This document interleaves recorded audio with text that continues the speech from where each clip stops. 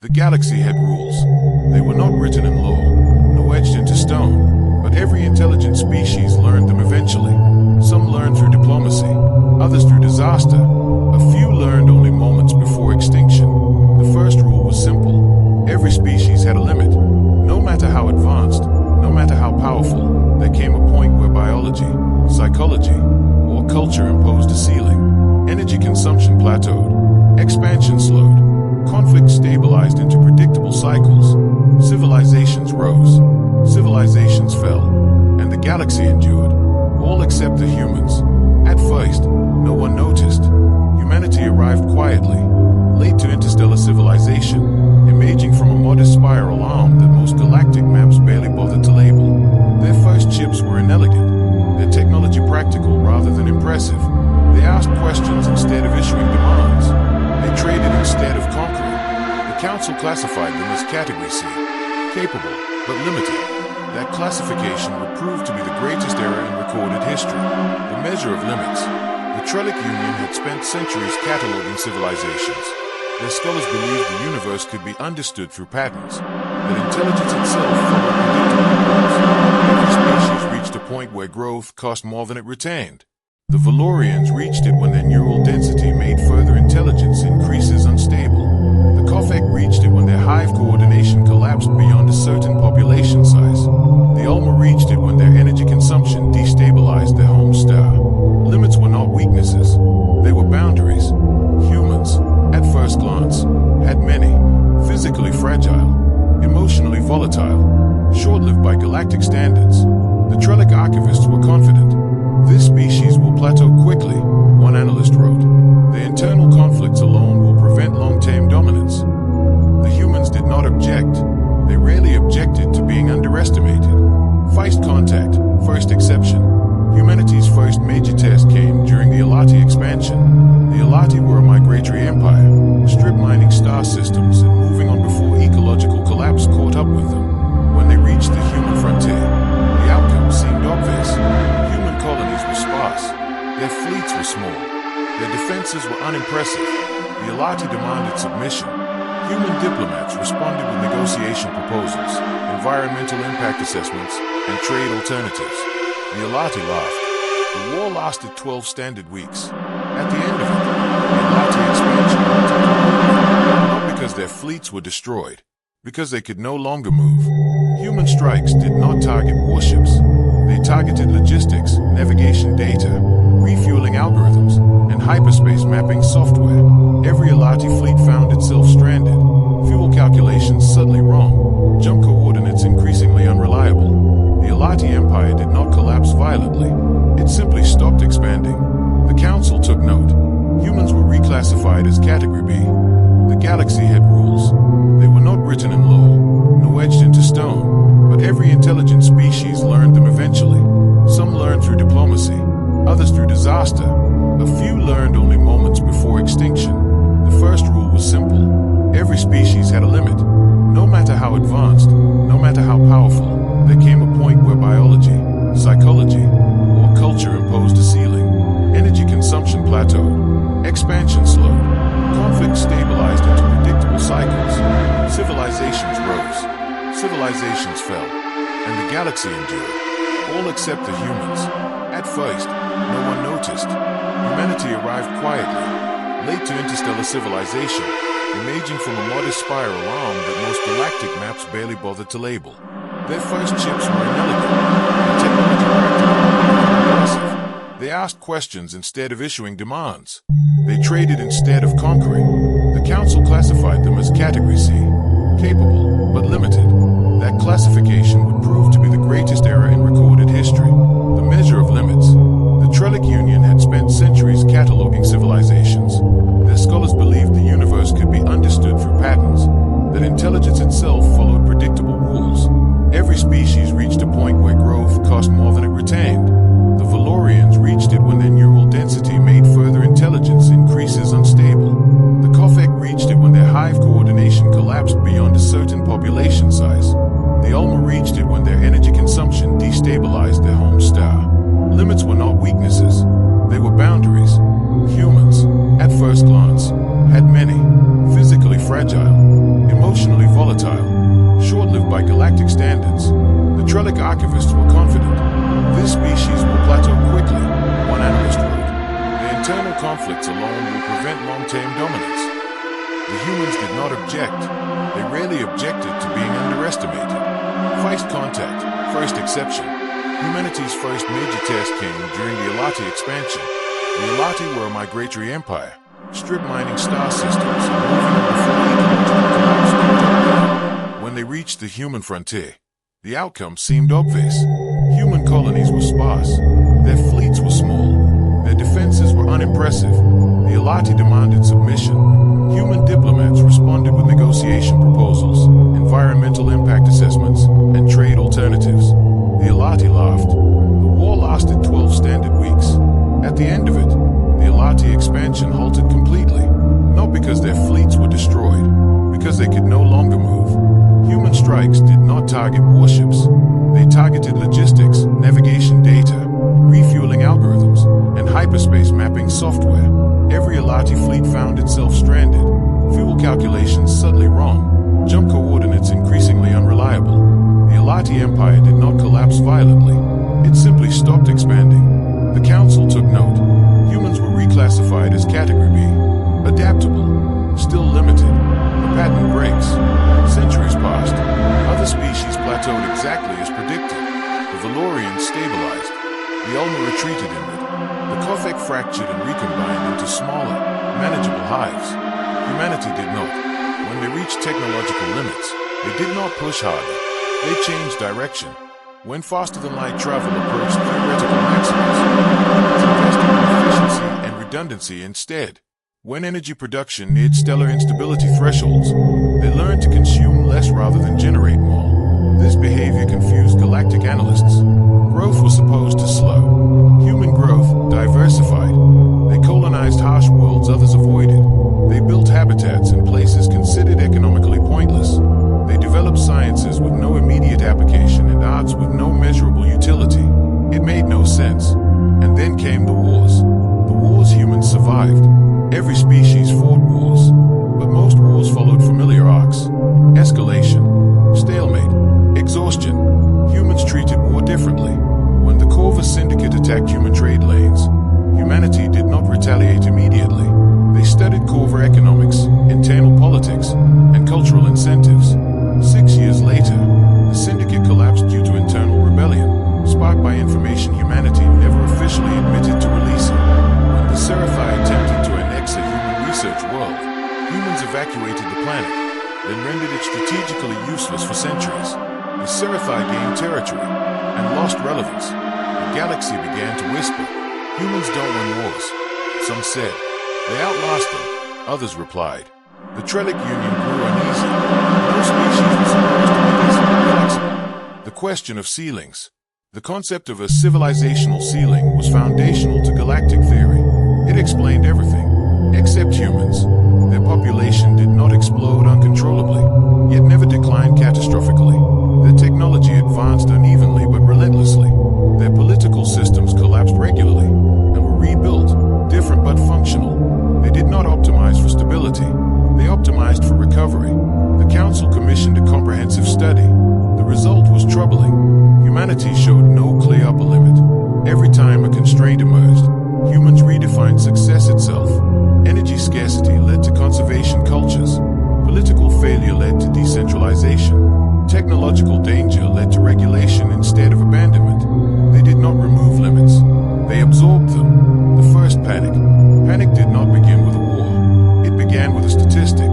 A junior analyst noticed that humanity's rate of long-term survival from systemic collapse was higher than any other species on record.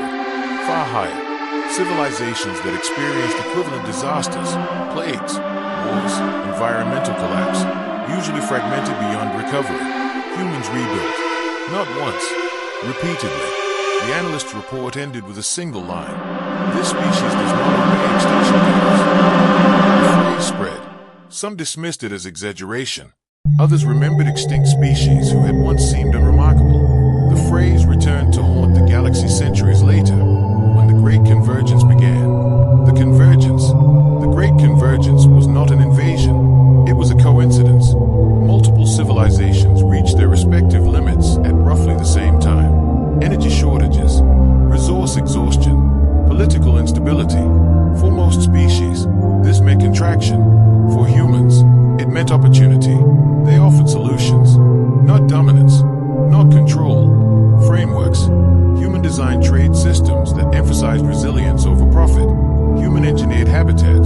functioned with minimal resource input. Human governance models that allowed failure without collapse. Some species adopted them, others refused. The ones who refused began to disappear from galactic relevance. Not violently, quietly, except the humans. By the time the Council finally admitted something was wrong, the phrase had become common among analysts. Every species reaches a breaking point, they said, except the humans. No one knew what that meant yet, only that the old rules were failing, and that whatever the galaxy was becoming, humanity was already prepared for it. The realization it arrived in silence. For centuries, the Galactic Council had believed in inevitability. Civilizations rose, civilizations fell. Growth curves bent downward, progress plateaued, collapse followed predictable models.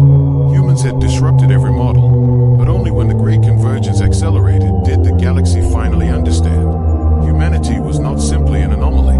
They were a different category of phenomenon. The collapse that didn't come. When the Alma star began to dim, the civilization faced extinction. Their energy infrastructure depended entirely on stellar output. Their scientists predicted collapse within 5 centuries. Humans sent engineers, not to fix the star. Stellar engineering was still beyond anyone's safe reach, but to redesign Alma civilization itself.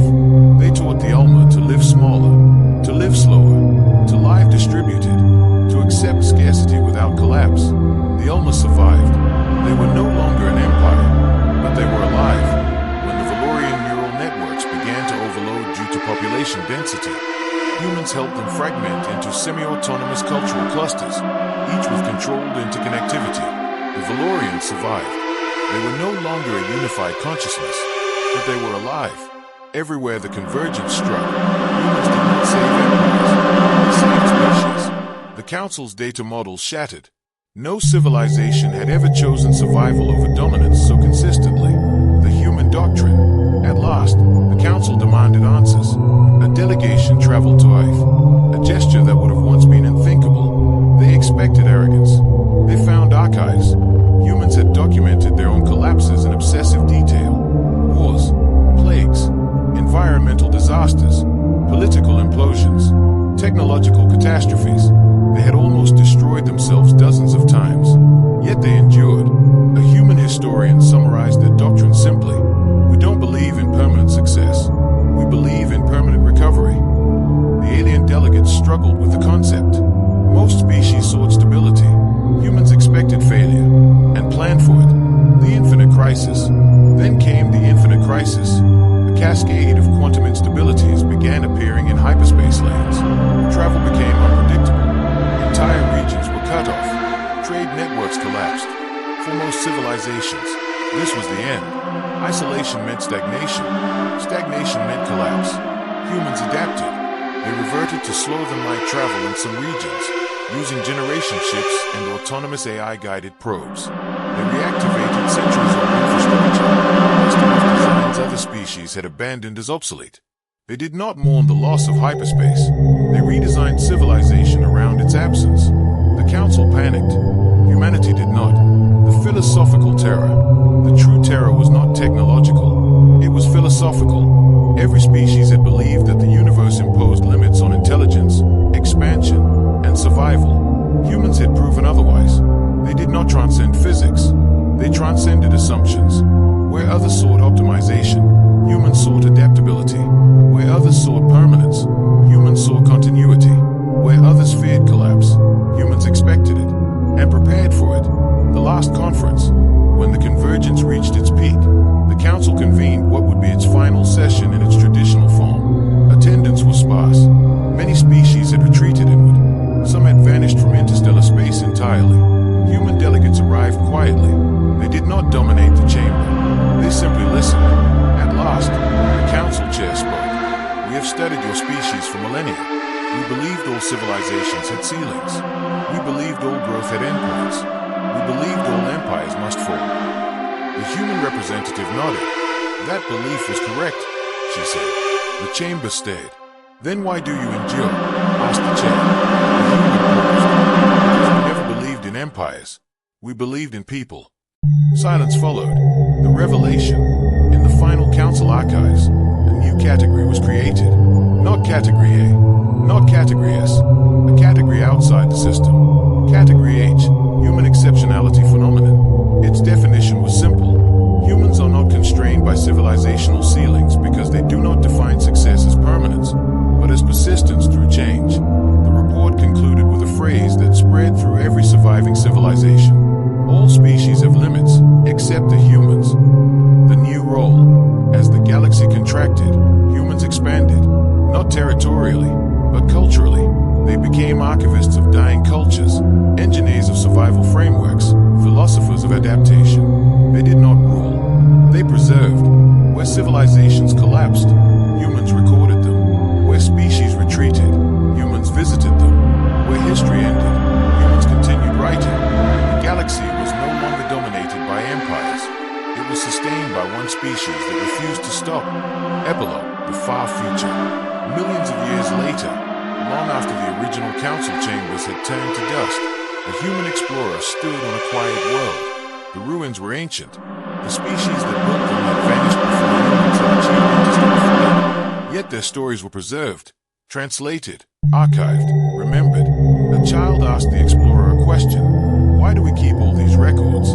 They are gone. The explorer smiled. Everyone ends, she said. That's universal. Even us. Someday. The child frowned. Then why try? The explorer looked up at the stars. Fewer now, but still burning. Because the universe expects civilizations to fail, she said softly, and we're stubborn enough to prove it wrong. The galaxy had always believed in limits. Every intelligent species eventually learned them. Some discovered their limits through peaceful stagnation, others through catastrophic collapse.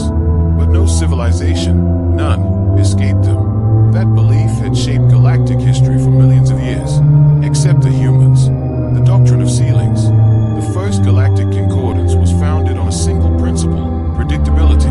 Empires rose, expanded, slowed, and fell.